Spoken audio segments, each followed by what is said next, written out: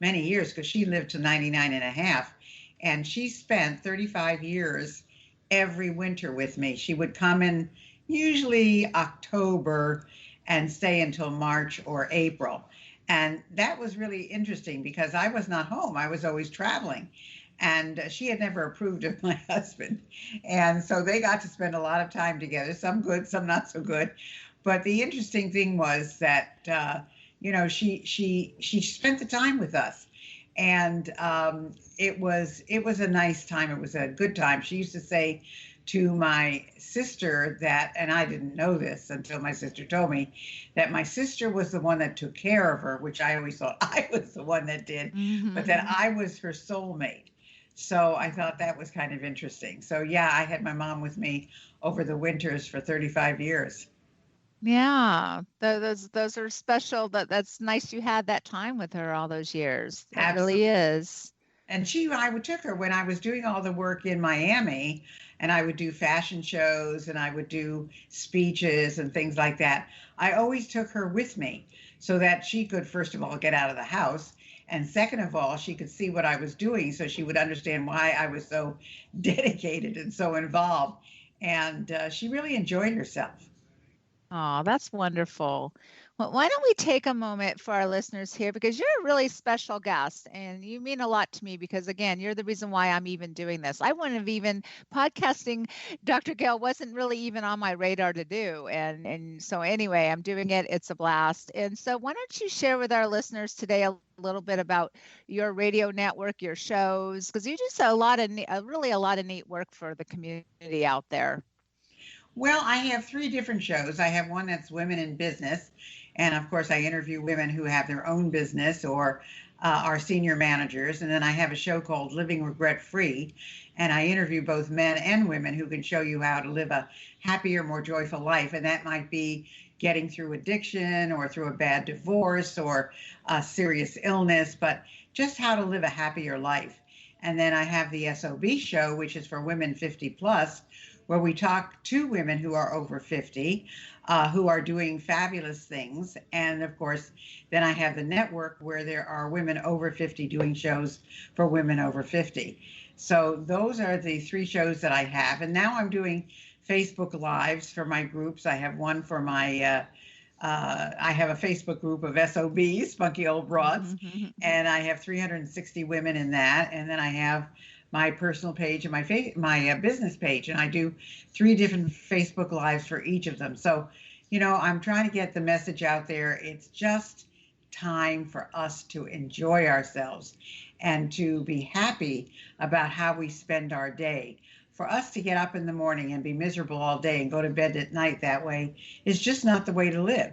So no matter what you are doing, it doesn't matter how old you are or what shape you're in, you have to get up positive, you have to go to bed positive, and you have to love what you do all day long. No, I second everything you just said. Of course, my first show, Courageously Go, I was honored to be a part of that network of yours, and in that and I'm in that demographic. I'm 54 now, and I think that's exactly right, Gayle. I think we have to find a place where we like ourselves, we like the person we are, and we find things that interest us and keep us going, keep moving, and just enjoy life, right? I think we're never too old to do a new dream or do something new or fun or give ourselves permission to chill and relax too, Well, right? that's the whole thing of why these younger people are going to the bars and restaurants and keeping the pandemic going, Mm-hmm. because I don't think they have something in their life. They need this interaction and the drinks and the joviality of being in a party situation to feel like they're really living a great life. But that's not really true. I mean, there's just a whole bunch of ways you can live a great life. So I think that that's something that someday maybe they'll wake up and realize. Yeah, that's an interesting point. Of course, you and I, we've both been that age. I mean, we remember, and the young, it is what it is. When you're younger, and I think that could be a whole other conversation. But I know that when I was younger, I was immortal, right? Nothing was ever going to happen That's to me. right. I'm never going to die. And Nothing's even ever going to happen to you. Absolutely. it's how you feel. I can remember being in my early 20s, and even someone in their 40s, that was old. But then it's interesting. Age is an interesting thing, isn't it? Because now it's like, gosh, 40, anyone who's, I mean, we're all young. I feel like we're all young. I don't feel like I'm the age I am. I think it's just a number, Well, really. my youngest son is 56. He just turned 56 last week. But the thing is that, when you have the younger people who are going home to multi-generational households or come in contact with someone like me, we're toast. Mm-mm. Yeah, we all have to kind of do our part and be careful for sure. Exactly. Yeah, well, our mutual dear producer Joseph just gave me the 5-minute warning already. So let's touch a little bit on maybe, this is a little bit of a armchair traveling show, if you will, too, Gayle. And maybe people out there, I'm sure we have listeners from other parts of the country or the world who might be curious when travel restrictions are lifted. They might want to say visit Miami. What are some things? What are some things might a first-time visitor? What should they do in Miami if they want to come visit? Well, it really depends on their interests. Of course, there's all kinds of water activities for them, but we have wonderful art galleries and wonderful art museums. So that's something that they would be able to do. We have great shopping and wonderful, wonderful high-end stores as well as the others, but some wonderful high-end stores, both in Aventura and now downtown Miami and Bal Harbor. And there's some wonderful, wonderful dining facilities. We have some of the best restaurants you'd ever want to go to. So I think it's a combination of art and water and shopping and eating and all the rest.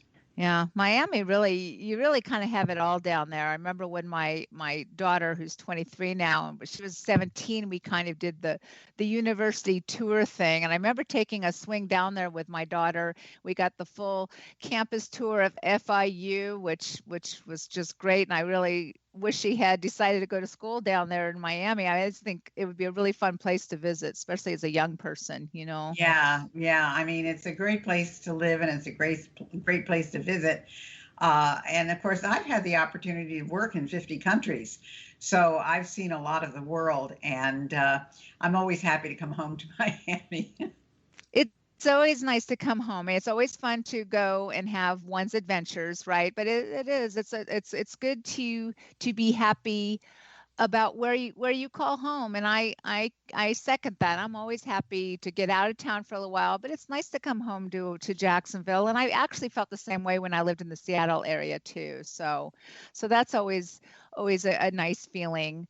And so you have lived in a lot of different places. If you had to pick one place besides I know you love Miami and you love California, what would be maybe third on your list? That's a tough one because That's a tough one. Yeah, I really like these two places the best. I have to tell you, I love to visit. I mean, I loved visiting Croatia. I love visiting Greece. I love visiting all these other places, but I have to say that I wouldn't live anywhere else. No, well, that's a good spot to be in, Dr. Gayle. It really is.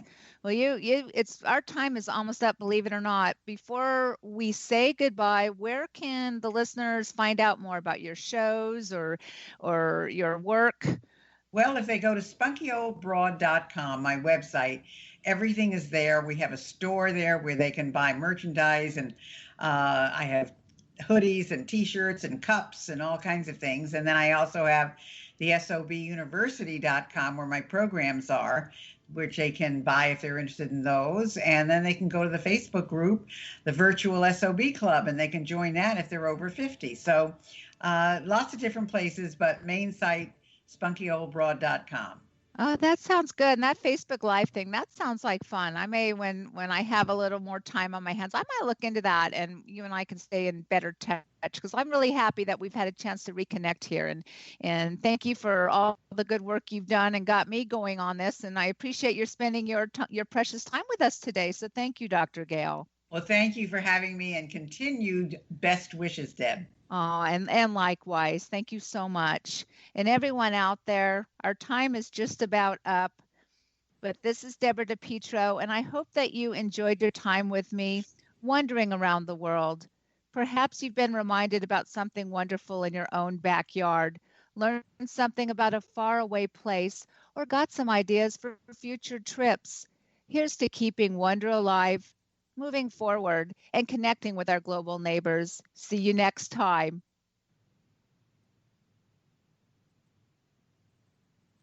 And we are clear. Okay. All right, so I guess